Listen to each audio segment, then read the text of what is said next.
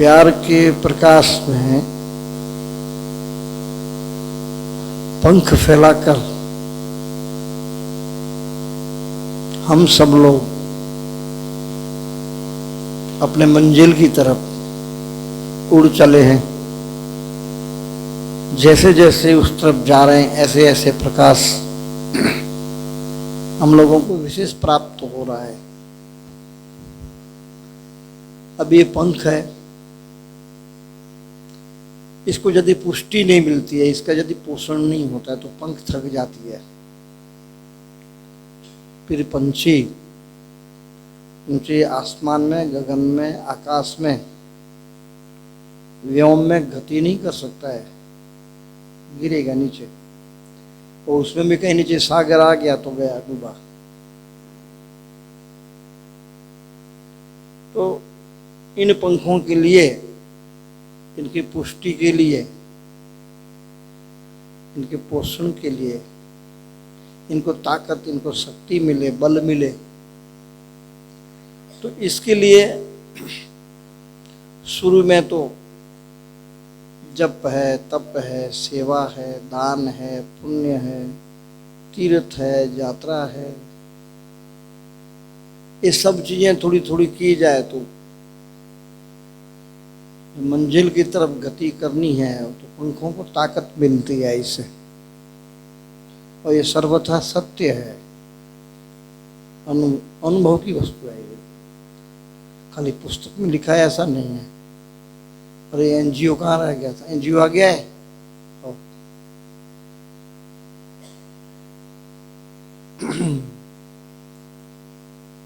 तो हम लोग अभी सदगुरु भगवान बालराम प्रागट्य शताब्दी महोत्सव की तैयारी में लगे हुए हैं। हमारी आजकल की मंजिल 2026 है, वहां पहुंचना है। तो उसके लिए जप, तप, दान, पुण्य, यज्ञ, याग हम सब लोग किए जा रहे हैं। तो कल की प्रवचन में आज की प्रवचन में फर्क है बड़ा। आप बुरा नहीं मानना, समझियो, मेरे को बदलना पड़ा। ये लोग माई धाई हैं, वो वाली बातें जमेगी नहीं इनको। तो हम उसके लिए कर रहे हैं, उन पंखों को शक्ति दे रहे हैं, उनको पुष्ट कर रहे हैं, उनको पोषण दे रहे हैं। तो लगभग कल या परसों भाई जी से मेरी चर्चा हुई थी, तो हम लोगों ने लगभग 400 करोड़ जप नोटबुक में लिखवा ली है। छोटे बड़े, स्त्री पुरुष, अबाल वृद्ध मिलकर के 400 करोड़ के ऊपर जप हो गए हैं। मंजिल अभी दूर है, पूरा 1 साल पड़ा है लगभग, अभी 25 चल रहा है। अभी और जप लिखवाने भी है, और आप लिख भी रहे हैं। अब लिखो ऐसा कहने की जरूरत भी नहीं है, क्योंकि आपकी आदत बन चुकी है। अब नहीं लिखेंगे तो चैन भी नहीं आएगा, समय वक्त व्यतीत नहीं होगा शांति से।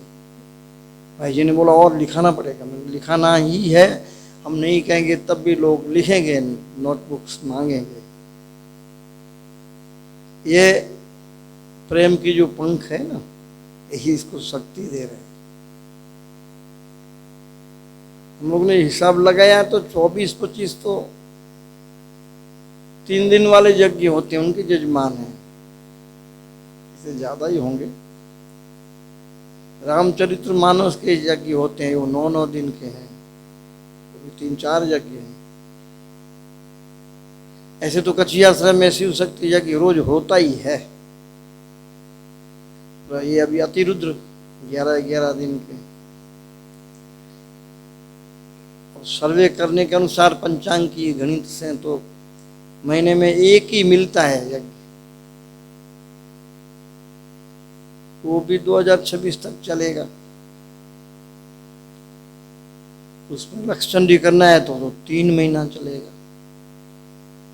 कैलाश महाराज उलांटी गुलांटी लगा रहे थे कल मेरे पास।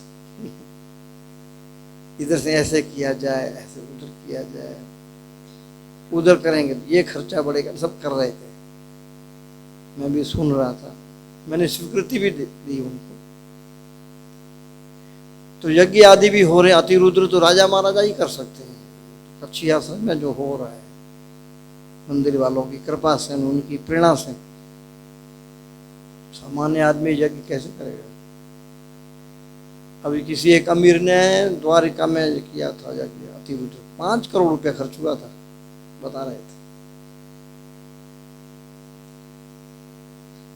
अभी ये गुरु पूर्णिमा महोत्सव आएगा तारीख 10 को, तो ये सब शताब्दी पाठोत्सव महोत्सव है, उसी के अंतर्गत है कार्यक्रम। 7,000 8,000 लोग एकत्रित होंगे, कार्यक्रम होगा। और पता नहीं कहाँ कहाँ से आ गए, बता रहे थे दोपहर के बाद बाजार ही बंद रखा है बम्बई में, ऐसा भी रिपोर्ट है मेरे पास। लोगों में बहुत उत्साह है।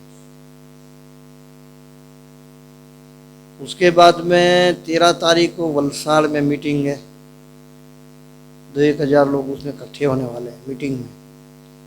मेरे को भी जाना पड़ेगा, क्योंकि वो भी बहुत बड़ा कार्यक्रम पाठोत्सव का, उसकी मीटिंग है, खूब करनी पड़ेगी।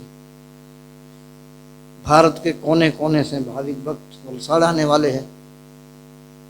समाज भवन का, उद्धव धाम का भवन का लोकार्पण भी है, और समूह श्रीमद् भागवत कथा 251 ब्राह्मण अधिक मात्रा में यहाँ से जाएंगे वलसाड़। भाई जी उसका मैनेजमेंट करेंगे। लगभग उसमें 80,000 भाविक जन महाप्रसाद को, 2 महाप्रसाद ग्रहण करेंगे। और ऐसा भी बता रहे थे कि बहुत बड़ा एक महारास होने वाला है, मातृशक्ति इसमें बहुत आएगी, ऐसा सुन रहा हूं मैं। इस प्रकार के ये जो कार्यक्रम है ना, ये हमारी आँखों को ताकत दे रहे हैं, प्रेम पंख को। इसी में से फिर एक निर्माण होता है मोक्ष की मंजिल। अब धीरे धीरे होता है ये सब चीजें। मैं ऊंची बात करूं तो कच्छिया से 5-6 लोगों के लिए हो गया, अब ये दूसरे आ गए। पर इसी में से निर्माण तो होता ही है ना। यहाँ से चल पड़ेंगे तो मंजिलें तो बदलती रहती है। एक लालटेन लेके निकलो तो 10 फुट तक जो है वो उजाला करता है, तो 10 फुट का उजाला तो मिलता है ना, न कांटा लगे, न कंकड़, न खड्डा, जीव जंतु दिखता है ना उसमें। चलते रहेंगे तो 10 फुट की मंजिल चलती रहेगी। मंजिल हर 10 फुट पे मंजिल बदलती है, कदम कदम पे मंजिल बदलती है, लेकिन हमारी मूल मंजिल मोक्ष है। स्त्री हो, पुरुष हो, बाल वृद्ध कोई भी हो, कुछ लोग जो है मंजिल बदलते रहते हैं या इधर उधर भटक जाते हैं।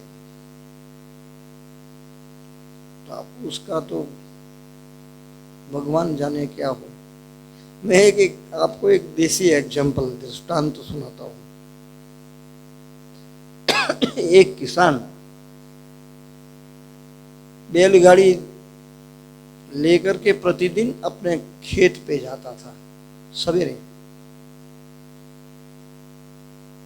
शाम को करीबन वो 4-1 बजे लौट के आता था घर पर।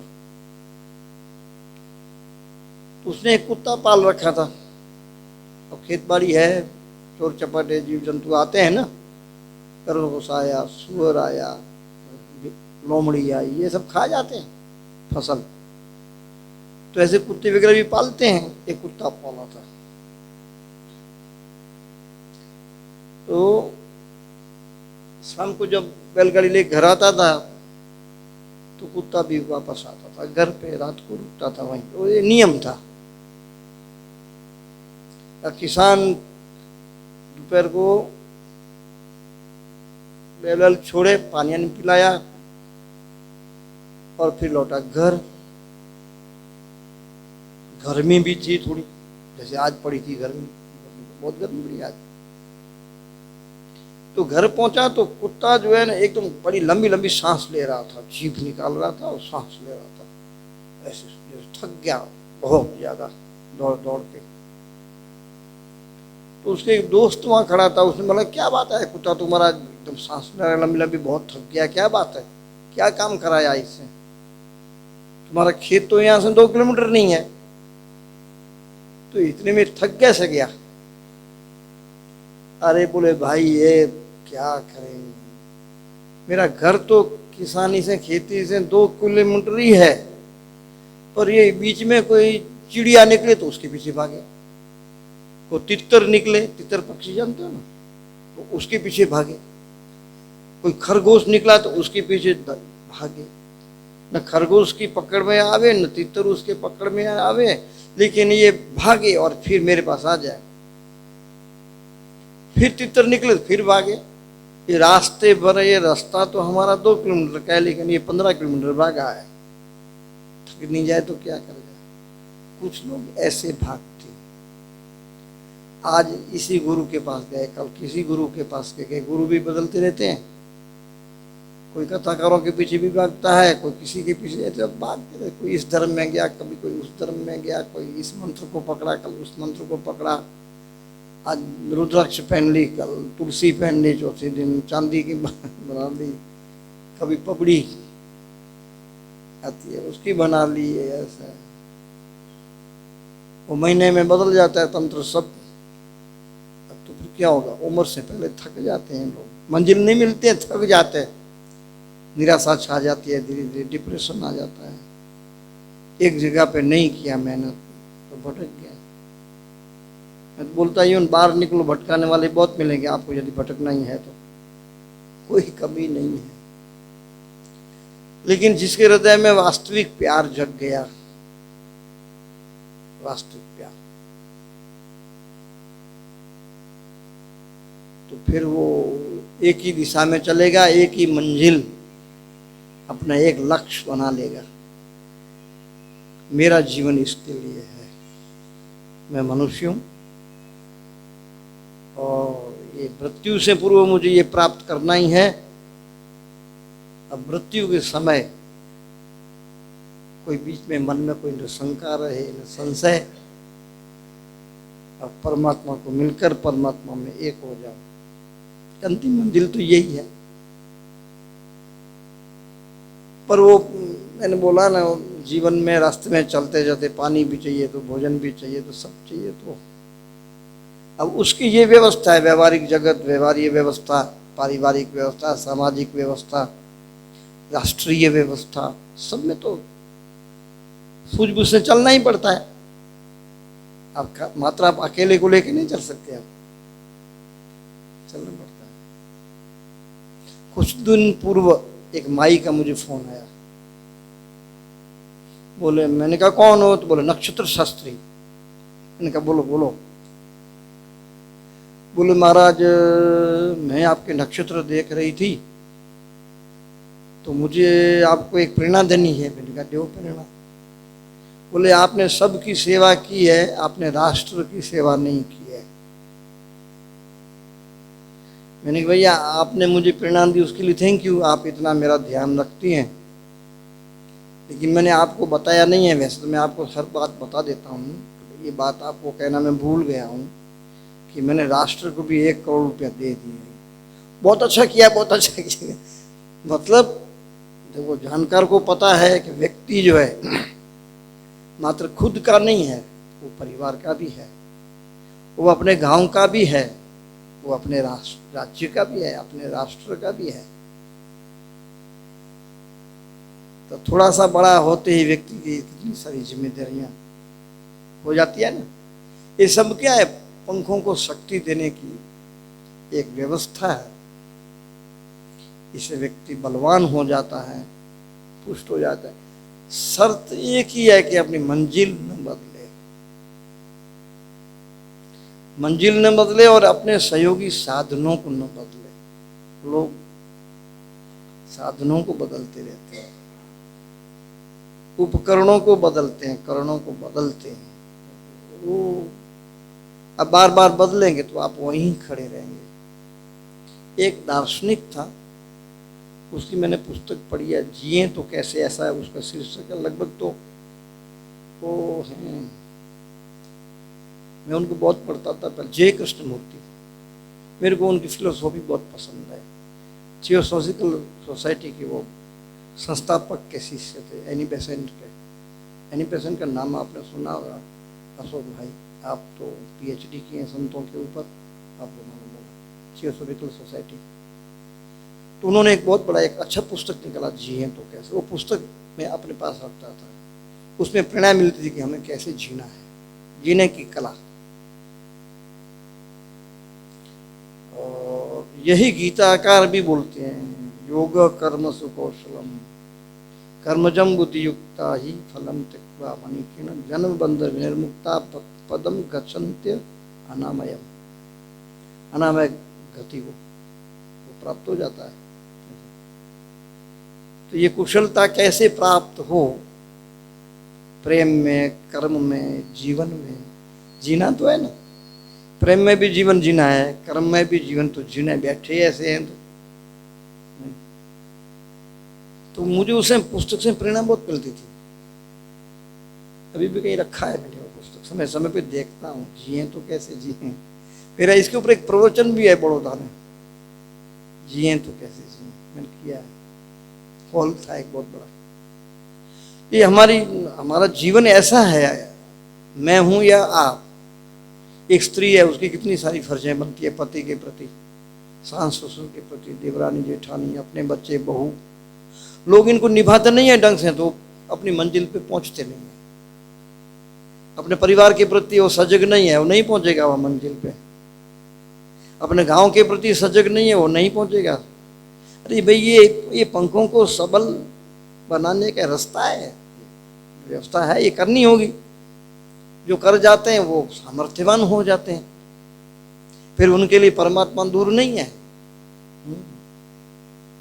यो माम पश्यति सर्वत्र सर्वम च मयि पश्यति तस्याम न प्रणश्यामि सर्वम मैं न प्रणश्यति। मैं उससे दूर नहीं हूँ, वो मेरे लिए दूर नहीं है। ऐसे लोग जो होते हैं उनसे परमात्मा दूर नहीं है, और वो परमात्मा से दूर नहीं होते, वो परमात्मा की नज़र में रहते हैं, परमात्मा उनकी नज़र में रहता है।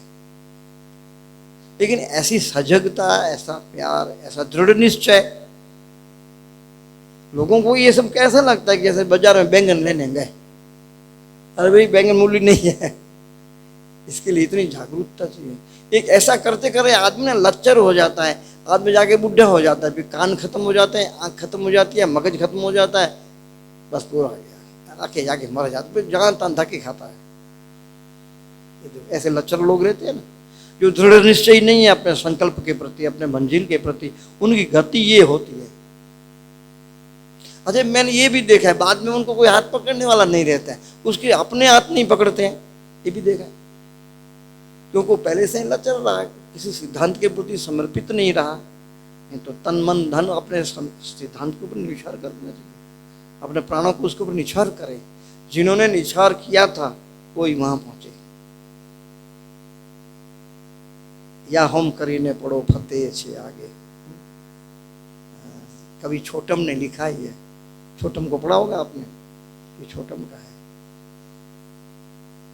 एक जदे चिनगारी महानल एक जदे चिनगारी, चांदो सड़ग्यो सूरज सड़ग्यो सड़गी आप अटारी, ना सड़गी एक सगड़ी मारिया वात विपत्नी भारी, महानल एक जदे चिनगारी। नरसिंह डिवेटिया गुजरात के कवि हैं। गुजरात में ऐसे कवि बहुत हो गए हैं, बढ़िया बढ़िया। क्या छोटी सी बात में कितना बड़ा घाघर में सागर भर दिया नहीं। तो ऐसे चारों तरफ से उसको संबल देता हुआ, जप के द्वारा, तप के द्वारा, दान के द्वारा, विवेक के द्वारा, वैराग्य के द्वारा एक निष्ठा में चले। जो भी करे वो उसके लिए करे, जो भी करे वो उसके लिए करे, कुछ भी करे आस्तिकपने से करे। निष्ठा पर नहीं करे। साथ में यदि कोई संत महापुरुष सदगुरु है तो कहना ही क्या, लेकिन ये कठिन है काम, लोग निष्ठा नहीं जमा पाते हैं। बीच में दोष बुद्धि, अपने आप को श्रेष्ठ मान लेना, वैसे वैसे विचार नेगेटिव आ जाते हैं। वो कठिन काम है। ये शर्त मेरी जो है ना, वो गुरु बना लेना अलग बिन बात है, लेकिन वो निष्ठा में रह करके उनके सहयोग से, उनकी कृपा से, आशीर्वाद से वहाँ तक पहुँच जाना, इसका उपयोग करना बहुत कठिन है, बहुत कठिन है। इसकी जगह परमात्मा का भजन करना बढ़िया, क्यों वो कुछ बोलेगा तो नहीं। अब ये ऐसा किया तो क्या नहीं, वैसा किया तो मूर्ति की तरफ भगवान खड़े रहते हैं। तो लोगों को जमते भी वही हैं, चलो कम हुआ, ज़्यादा हुआ, नेगेटिव हुआ, पॉजिटिव हुआ तो चल जाता है, तो उसको निभा भी जाते हैं। भगवान अंत तक रह सकते हैं, गुरु संत अंत तक रह गए उसका निश्चित नहीं है, कभी भी मन बिदक जाए, कम ज़्यादा, मान अपमान, स्वाभिमान, ये अब बहुत सारा कुछ है। पर यदि ऐसे करते करते चला जाए ना, तो पहुँच जाए। ये मैं किसान के खेत में गया था, अभी कर रहे थे ना पद यात्रा, कर्नाटक था, कहाँ था, तो वो मेड़ बना रहा था। तो मैंने कहा मेड़ बनाने में इसको जो है मेहनत, पैसा कितना लगेगा, मजदूर कितना लगेंगे, रापा फावड़ा लेके बनाएंगे मेड़। तो आगे जाके देखा तो कोई मेहनत नहीं है भाई। उसने क्या किया, बेलों में एक प्रकार का हल लगा दिया, तो उसमें इधर टीन और ऐसे तिरछा रख दिया। तो टीन क्या करें, इधर की मिट्टी न और पीछे से एकदम संकरी निकले, मेड़ बन जाए ऑटोमेटिक। मेरे क्या आइडिया है। तो हम चारों तरफ से ये इकट्ठा करें इन साधनों को, पवित्र साधनों को, शरीर से, मन से, बुद्धि से, वाणी से, तो वो ये सब इकट्ठा होता जाएगा, अंत में जाकर के बढ़िया मेड़ बन जाती है।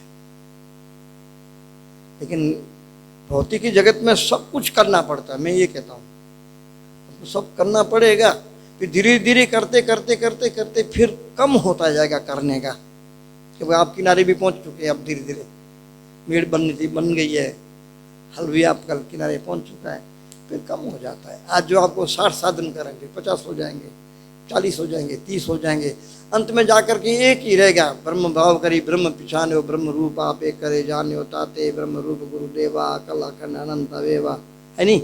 वो आगे जाके एकदम फिर एक हो जाता है, एक ही साधन, एक साधे सब साधे, सब साधे सब जाए। बाद में भी सब नहीं साधना होता, एक ही में वो पहुंचा है किनारे पे। ऐसे करते करते करते जीवन को धन्य कर लिया, जीवन सफल हो गया, परम शांति, परम संतोष आ जाता है। करने का कर लिया, पाने का पा लिया, खाने का खा लिया, जानने का जान लिया, अब कुछ बाकी नहीं है। जो बाकी है वो परमात्मा है, मैं उससे अलग नहीं हूँ, वो मेरे से अलग नहीं है। ये निर्णय हुआ, ये निश्चय हुआ, ये यहाँ तक मैं आया। यहाँ से आगे की बात थोड़ी कठिन करनी थी मुझे, उद्धव चरित्र से, पृथु चरित्र से, भरत चरित्र से, और माता जी देवहूति, कपिल भगवान की माता जी देवहूति।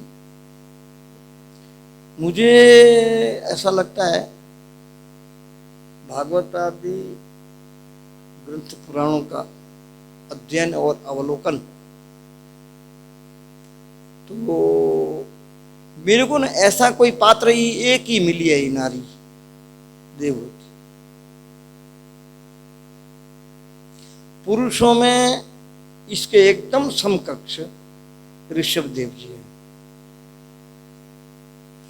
लेकिन चलो ऋषभ देव जी एक ऐसा अवतार है, एक ऐसा व्यक्तित्व है जिनको हम लोगों ने 24 अवतारों के अंतर्गत रख दिया, तो भाई उनके लिए तो सब सहज है। आप किसी भगवान की बात करो तो फिर समालोचना का रहता नहीं है उसमें, तो भगवान है, भगवानों के छूट गए, ये हुआ अरे वही वो तो भगवान है, तो उसमें तो चर्चा का विषय ही नहीं है। आप जहाँ बोल दिए ये भगवान है, तो भाई भगवान तो अकर्तुम अकर्तुम अन्यथा कर्तुम, वो तो सब कुछ कर सकता है। लेकिन यदि भगवान की चर्चा न करे, ऋषभ जी को छोड़ दें कि वो 24 अवतारों में का अवतार है, तो फिर एक माई बचती है देवहूति। कि ये सब करते करते करते सदगुरु संत कृपा से, शास्त्रों की कृपा से, खुद के पुरुषार्थ से यदि उसको बोध हो जाता है, समझो इसको आत्मज्ञान बोलते हैं, ज्ञान बोलते हैं, आत्मज्ञान छोड़ो, ऐसा ज्ञान हो जाता है। ज्ञान होने के बाद का जो एक चरित्र है ना, सर्वश्रेष्ठ चरित्र, तो वो है देवहूति। कभी कभी मुझे लगता है कि ये जो चरित्र लिख दिया व्यास जी ने, ये कलयुग में संभव नहीं है, ऐसा मुझे आज विचार आया था। सर्वोत्कृष्ट कोई पात्र है ज्ञान के बाद जो जिया गया है और मोक्ष को एकदम 100% निश्चित कर दिया। जीवन मुक्ति तो हो जाती है चलो, लेकिन पुनरावृत्ति न हो इसके लिए निश्चित जो ठप्पा कोई है, तो ये माई के चरित्र में, देवहूति के चरित्र में कमाल तो ये है कि प्रेम पूर्वक घर वाले ने इजाजत ली और ये माई ने संन्यास लेने की हाँ कर दी। यहाँ इतने लोग बैठे हैं, कोई स्त्री अपने पति को ऐसे इजाजत दे सकती है क्या? चलो वो चला गया। उसके बाद बेटे ने बोला कि माँ अब मैं जा रहा हूं। माँ ने कहा बेटा जाओ। ये माई कैसी बहादुर, ये छोटी बच्ची थी तभी इसके साथ ऐसी घटना घटी। ये छोटी थी, ये छोटे लोग हैं ऐसी थी। तब उसके माँ बाप एक ऋषि को छोड़ गए थे और उसने ऋषि को स्वीकार कर लिया था और ऐसे जिया एकदम। अंत में आश्चर्य, ये अपना है ना अहमदाबाद, यहाँ सरस्वती नदी बहती थी पहले, इसको मातृ गया भी बोलते हैं। ये कहाँ पर आया मातृ गया? साबरमती के पास में है एक जगह, ऊंझा के पास में है, सिद्धपुर। सिद्धि प्राप्त हुई है भाई को, सिद्धपुर है इसका नाम। बिंदु सरोवर है, यहाँ भगवान के आंख से आंसू टपके थे, इसलिए इसका नाम बिंदु सरोवर है। ये मातृ गया है। माई ने कमाल कर दिया सरस्वती के किनारे। तब सरस्वती इधर से जाती थी, पति का साथ नहीं है, बेटा भी छोड़ के चला गया है, प्रेम पूर्वक इजाजत दिया और ज्ञान के बाद में जरा भी कहीं मुक्ति में संशय बचे ही नहीं। अंश मात्र भी, अणु मात्र भी, लेस मात्र भी कोई शंका न रहे, ऐसा उसने बाद का जीवन जिया। बेटा गया जब, तब कभी लोगों चले गए गंगा सागर, तब जो है माई ने जो जीवन जिया है, तो मैं कभी कभी उसको पढ़ता हूँ, सोचता हूँ, तो मुझे बहुत कठिन लगता है, मुझे तो दुर्लभ सा लगता है। फिर विचार आता है कि व्यास जी ने ऐसा क्यों लिखा है। एक तरफ बोलते हैं कि कलयुग के लिए लिखो, अपने शास्त्र लिखे हैं सब सतयुग त्रेता द्वापर के लिए, कलयुग के लोगों के लिए नहीं है, कलयुग के लोगों के लिए लिखो। तो लिखा तो एक कलयुग में कौन करेगा ऐसा? लो, लिखा कलयुग के लिए था, लेकिन कलयुग में से करेगा कौन? अद्भुत जीवन जी आप जरा पढ़े, एक कथाकार लोग नहीं बताते हैं, उनको टाइम भी नहीं रहता है, 2.5 घंटे पूरा करना रहता है, 7 दिन में कथा पूरी करने कहाँ से कहेंगे। मैंने कितना टाइम ले लिया, कथा के मन से थोड़े टाइम मिल देते हैं इतना। माई का चरित्र अद्भुत चरित्र लगता है मेरे को। मुझे लगता है ये एक ही माई ऐसी हुई है जो मुक्ति के विषय में कोई शंका न पड़े, ऐसी सजगता से जिया। उसने तप में कहीं भी हानि आने नहीं दी, जप में हानि आने नहीं दी, बोध में हानि आने नहीं दी, बीच में कहीं शरीर अलंगा न लगा दे, मन बुद्धि चित्त अहंकार आदि आंख कान जीभ कहीं अलंगा न लगाए, उसके विषय में वो इतनी सजग रही है और सजगता पूर्व शरीर छोड़ दिया। तो भाई गुरु के रूप में तो उसका बेटा भगवान ही मिला था ना, भगवान तो उनको पता था कपिल भगवान है, माई को मालूम था, उसके पिता को भी मालूम था कपिल के। देखो बाप भी संन्यास लेने चला गया भगवान को छोड़ करके, ये भी तो जालिम आदमी मानने जाइए नहीं। तो घर में भगवान पैदा हुआ और वो चले गए संन्यास लेने के लिए, त्याग कर दिया। और माई कैसी देखो, बिल्कुल डरी ही नहीं, घर वाला गया तो नहीं डरी, बेटा चला गया तो नहीं डरी, और अपने आप में इतनी स्थिर रही वो। एक कथाकार लोग तो क्या माई के चरित्र को थोड़ा बुद्धिमान नहीं है ऐसा प्रतिपादन कर देते हैं, एक शंका घुसाते हैं। मुझे पता है, मेरे को अच्छा नहीं लगता जब मैं सुनता हूँ तो। मैंने कहा क्या अपने आप को श्रेष्ठ मानते हैं, माई को डाउन कर दें। तो माई डाउन थी नहीं, वो कथाकार स्वयं डाउन है। पर हम क्या बोलना, हमें सुनते रहते हैं। मैं सोचता बहुत हूँ इसके विषय में। वो दया के पात्र नहीं है ऐसे लोग, तो सबरी को दया के पात्र बना देते हैं। ऐसे है क्या, ऐसे हजारों ज्ञानी उनके ऊपर से ऐसे और गौर करके गंगा जी बना लो। ऐसी है ये दोनों। रामायण की माई है, ये भागवत की माई है। ऐसी माई आपको नहीं मिलेगी। मदरसा भी इसके पास कुछ नहीं, गार्गी भी कुछ नहीं। इसने मृत्यु परंत जो सजगता बताई ना, ये सब परीक्षा मृत्यु के समय होती है। और मैं बताऊं, मैं अपने महाराज जी के विषय में आपको बोल सकता हूँ, कभी भी उन्होंने अपने माइंड का बैलेंस नहीं खोया। मेरा आचरण ऐसा था, वो बिदक जाए, नाराज हो जाए, मैं इधर जंगलों में घूमता था, लेकिन कभी नहीं। एक ने पूछा था, ये हरिदास वगैरह आप कैसे घूमना, आपको क्या होता है? तो बोले वो अखंडानंद जी के पास गए, महाराज जी मेरे गुरु जी। बोले आप क्या कहेंगे इस विषय में? अरे बोले क्या है, वो तो हम किसी के लिए अपना जीवन थोड़ा खराब करेंगे, उसका अपना भाग्य है। मेरे गुरु जी स्थिर हो गए, फिर मेरे को कभी टोका नहीं। कभी नहीं टोका। फिर बोले सबका अपना अपना प्रारब्ध है। मेरे शरण में आया, मैंने आपको आगे बढ़ाया, अब उसका प्रारब्ध है। स्थिर हो गया और अपने बुद्धि को एकदम स्थिर रखा लास्ट तक, अंत तक विचलित नहीं हुई। हमारी आज सवेरे चर्चा हुई थी पटेल भाई की, मेरी आज हुई थी, कल हुई थी, 3 लोगों का।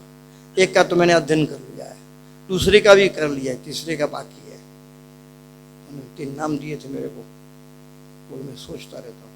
मतलब ज्ञान के बाद में, चाहे परमात्मा की कृपा से आपको ज्ञान हो, गुरु की कृपा से हो, या आपका पुरुषार्थ हो, उसके बाद में मतलब वो भी ऐसा अध्ययन मिलता है 50, 51, 52 वर्ष की उम्र के बाद। इससे पहले आपको बोध हो गया, आप ठीक हो गए, स्थित हो गए अपने आप में। उसके बाद में जो है ना, बहुत जीवन जालिम बताया है। जिन जिन का चरित्र मिलता है तो उन्होंने तो बहुत, वो पहले से ज्यादा घोर कर दिया साधन, बहुत घोर त्याग, इतना सब छोड़ छाड़ के। ऋषभ देव जी तो कर्नाटक के जंगल में जल गए थे, मुंह में पत्थर रख लिया था ताकि बात न करनी पड़े। मुंह में पत्थर रख करके घूमते थे, उसी में आग लग गई बांस में, उनको ध्यास्थान नहीं, वो अंदर घुस गए, चल गए। एक का जरा मृत्यु गड़बड़ हुआ है, ये कुंती और धृतराष्ट्र और गांधारी, 3 की मृत्यु के विषय में जरा शंका है। लेकिन वो भी नारद जी ने शंका का समाधान किया था। वो भी ग्रह अग्नि जो थी, गारपत्य अग्नि, उसी में से चिंगारी निकली, जंगल में गिरी थी, घास में आग लग गई, वही घास में वो जल गया।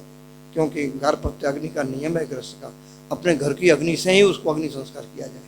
अपने कच्छ में अभी भी चलता है, घर की अग्नि। अब देखा बुढ़ा जाएगा तो अगले दिन भट्टी में रख देते हैं कंडा, बुढ़ा गया तो वही घर की अग्नि उठा करके हंडी में रखते हैं, एक लटका के आगे चलता है एक आदमी, उसी से अग्नि दा करते, गारपत्य अग्नि बोलते हैं इसको। पांडवों ने वो अग्नि को महाअग्नि में मिला दिया था।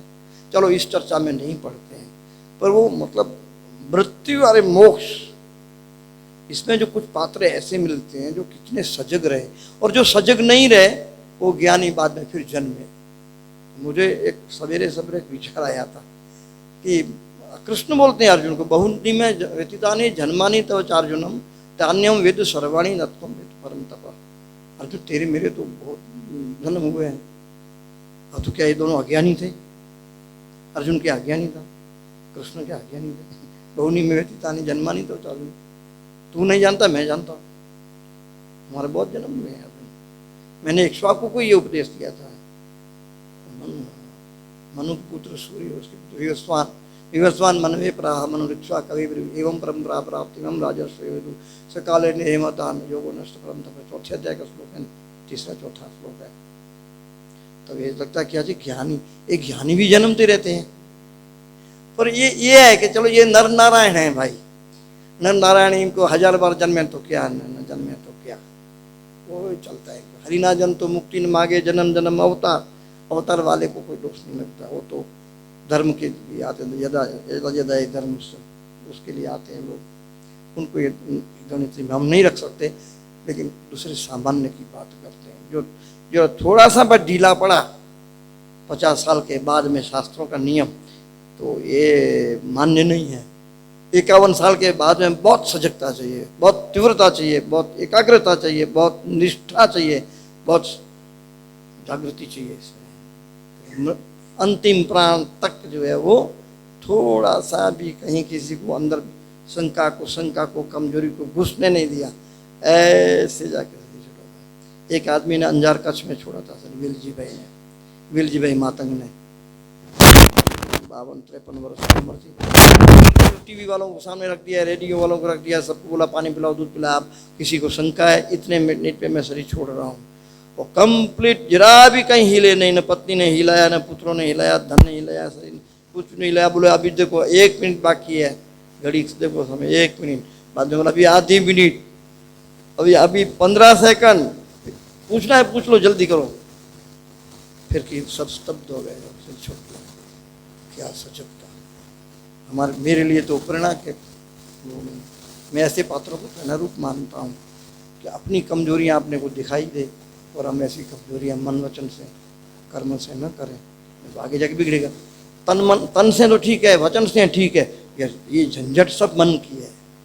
वचन से तो मैं तेरे को गुस्सा हो के कुछ बोल दिया तो खत्म हो गया, सॉरी किया, पूरा हो गया, बराबर है। लेकिन मन वाला जो है वो तो मृत्यु के समय डिस्टर्ब करेगा। बोलने वाला तो कुछ नहीं है, सॉरी किया, मन वाला है उसका क्या करोगे।